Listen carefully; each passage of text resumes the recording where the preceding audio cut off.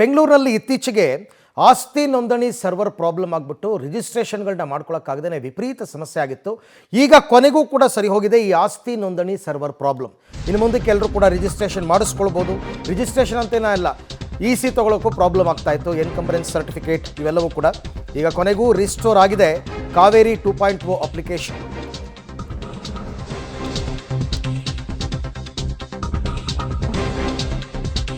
ಒಂದು ವಾರದಿಂದ ಸಂಪೂರ್ಣ ಸ್ತಬ್ಧವಾಗಿತ್ತು ಈ ಅಪ್ಲಿಕೇಶನ್.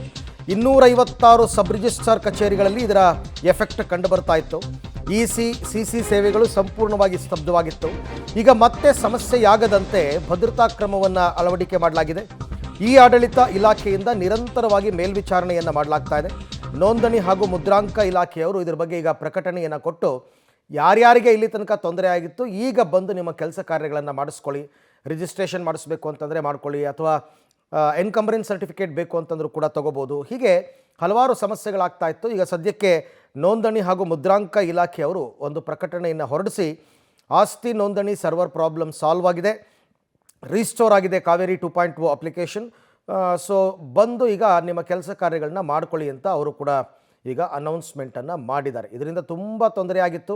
256 ಸಬ್ ರಿಜಿಸ್ಟ್ರಾರ್ ಕಚೇರಿಗಳಲ್ಲಿ ರಿಜಿಸ್ಟ್ರೇಷನ್ ಮಾಡ್ಸೋಕ್ಕಾಗ್ದೇ ಜನ ಬಂದು ಕಾದು ಹೋಗ್ತಾಯಿದ್ರು. ಇದ್ರ ಬಗ್ಗೆ ಪಬ್ಲಿಕ್ ಟಿವಿ ಕೂಡ ವರದಿಯನ್ನು ಪ್ರಸಾರ ಮಾಡಿತ್ತು. ಕೊನೆಗೂ ಕೂಡ ಈಗ ಈ ಸಮಸ್ಯೆ ಬಗೆಹರಿದಿದೆ.